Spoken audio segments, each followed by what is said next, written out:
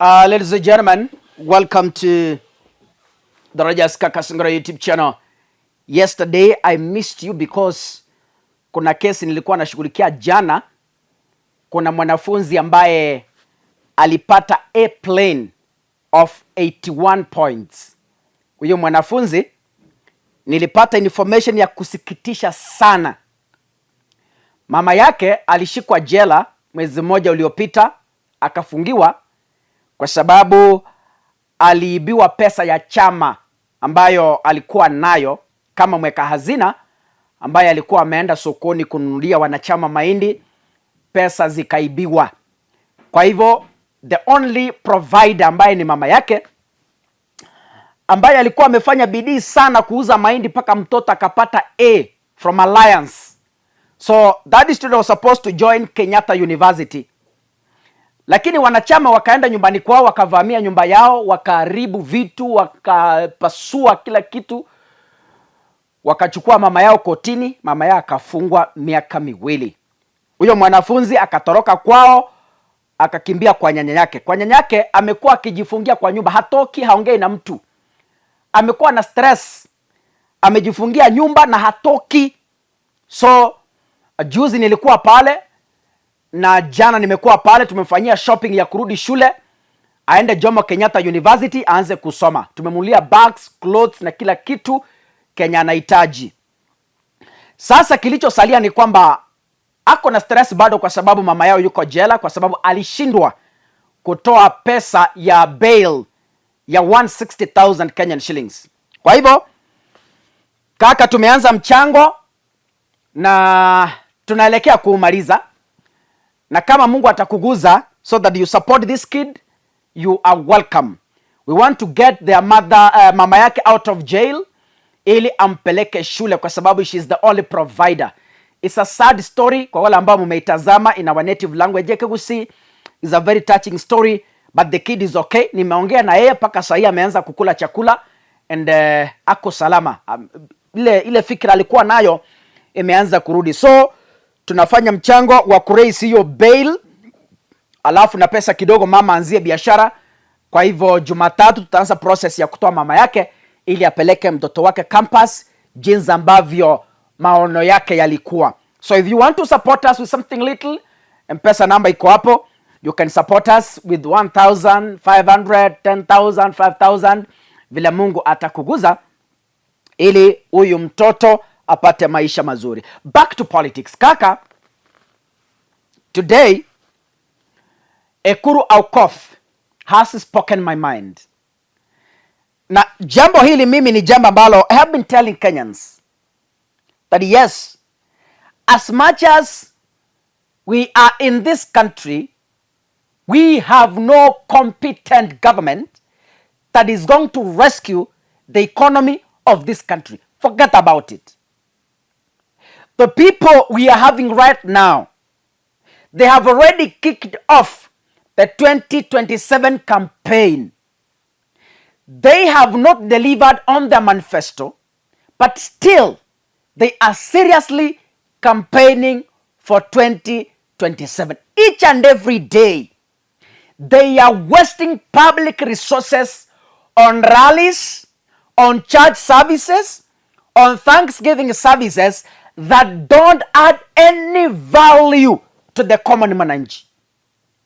Kaka, let me ask you as a hustler back at home, how do you benefit from a Thanksgiving service being held in Turkana?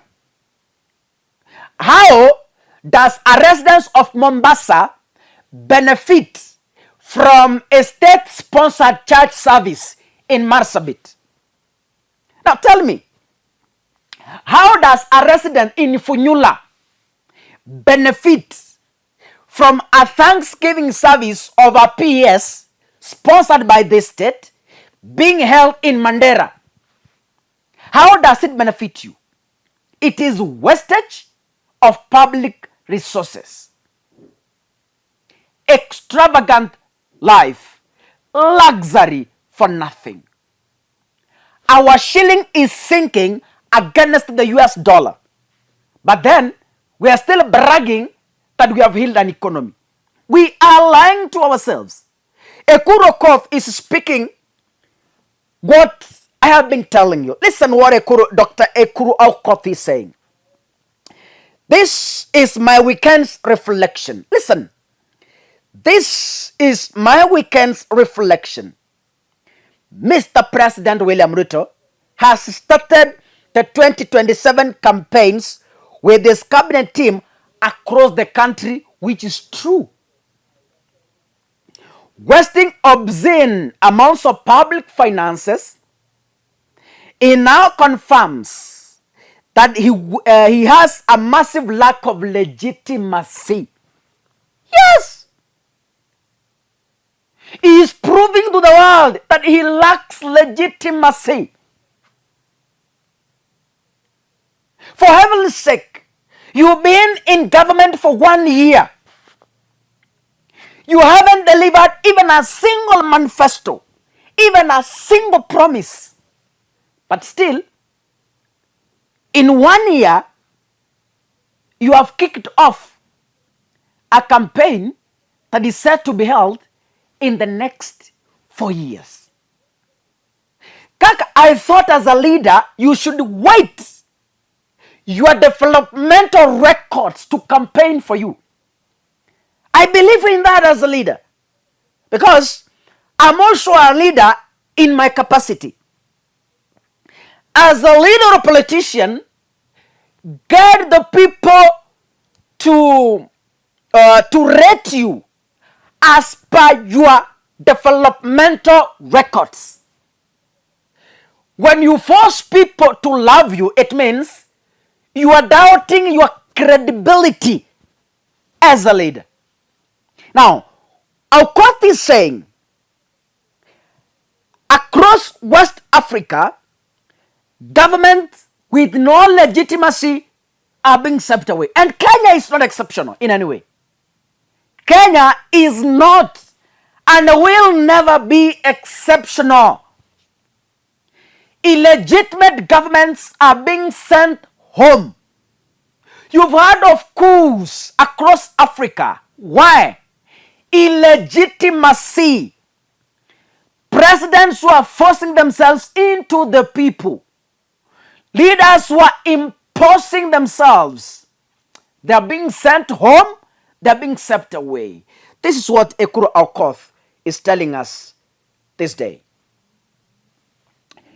The colonial business model that is said to have the largest young and poor population. No, let me repeat that statement. The colonial business model that loots resources from Africa is not sustainable anymore. Even Kenya Kwanza said this before the election. They said, we can never borrow to run an economy. They admitted. But what are they doing today? They are borrowing billions of shillings to fund luxury, not even development. They are borrowing to fund luxury. Now, Ekuru Aokot is telling us the colonial business model that loots resources from Africa is not sustainable anymore. Africa is shortly set to have the largest young and poor population in the world. I entirely agree with this statement. I can't agree anymore.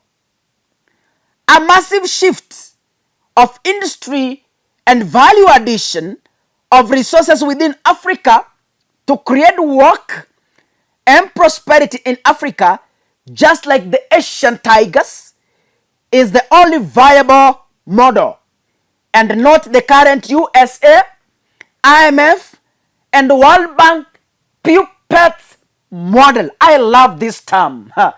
Puppet model. Childish model. Unsophisticated model. Uncivilized model.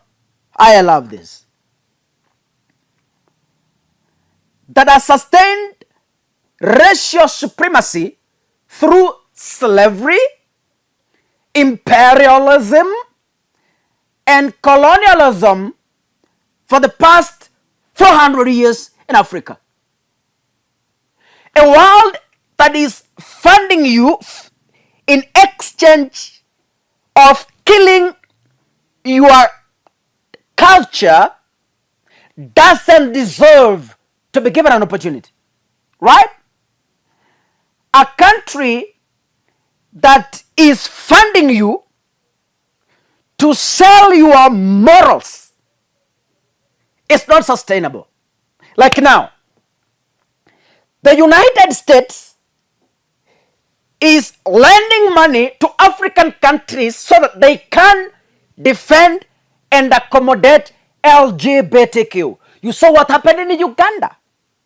When Museveni rejected it, the World Bank withdrew their funding.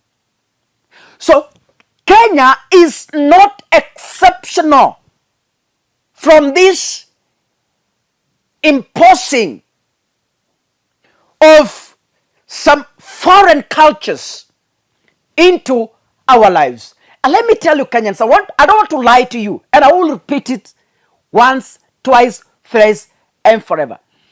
If you're expecting the Kenya Kwanza government to rescue this economy, then I think you are misguided.